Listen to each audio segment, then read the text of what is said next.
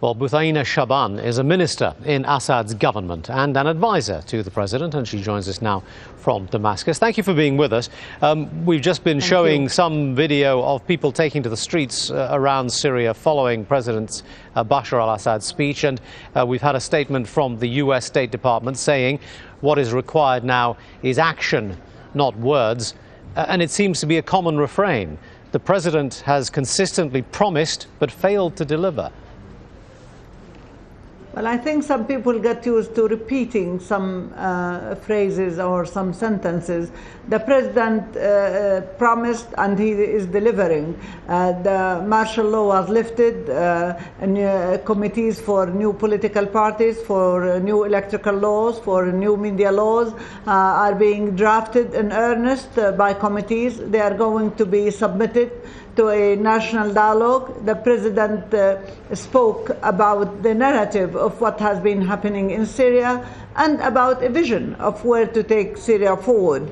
And I think he put everything up to the national dialogue to decide with full participation by both opposition forces and by all other social stratas. This is the first time that this happens in Syria, and this is the first step on the road. And I think what the US and other countries need to do is to support Syria in this democratic march and to offer help rather than criticism.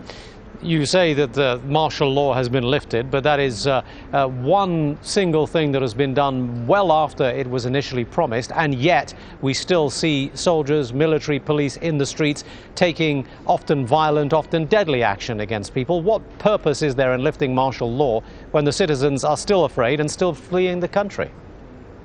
Well, there is a problem in the country. You remember there are over 400 of military and police people who were killed in Syria by militant groups and by terrorist groups. The problem is that the West does not want to acknowledge the nature of the problem in Syria. But the president has spent 2 months talking to people from all over the country, from all cities and villages, asking people about their grievances, about their problems, about the situation, and hence he came up with a vision that responds to the desire of the Syrian people and that carries Syria forward with the full political participation of all other forces. I'm sorry, are you saying the president personally has been talking to ordinary citizens in the villages and towns around Syria? Is that your claim?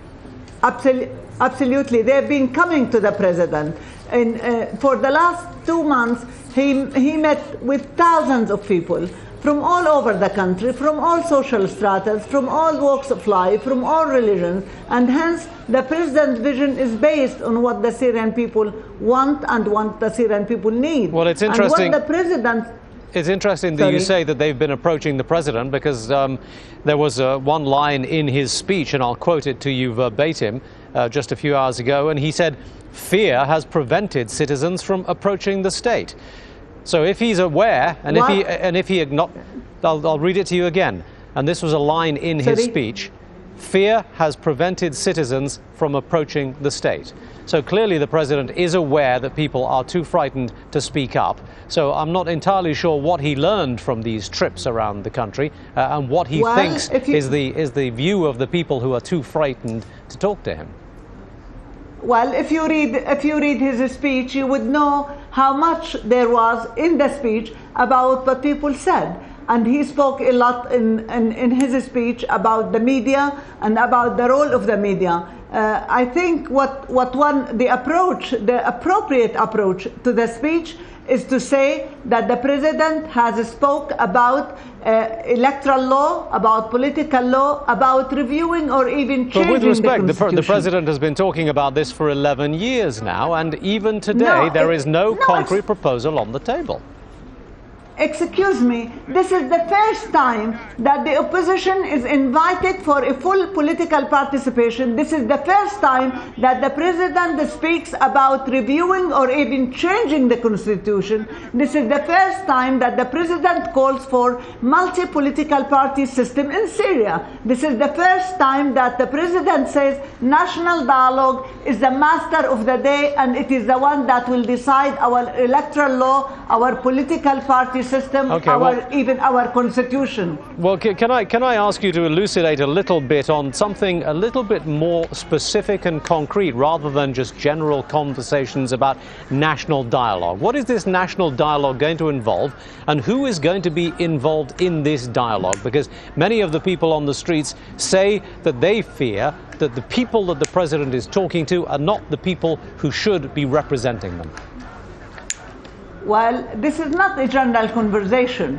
When you invite representatives of the opposition and of all social stratas to come to a national dialogue and to put all the laws at the table, including the constitution, and say we are going to start a march for political participation and for democracy, and we are going to review all our laws in a way that will make Syria a better place, in a way that will address people's grievances, in a way that will address all weaknesses in our social and political and economic system. This is not just a conversation. This is a huge political decision that Syria will be very different after today from what it has been before. All right, and you have mentioned at least a couple of times in this conversation that part of this tremendous change is going to involve liberalization of the media. So can you tell me when we can expect to be allowed to come to Syria and observe these changes in action?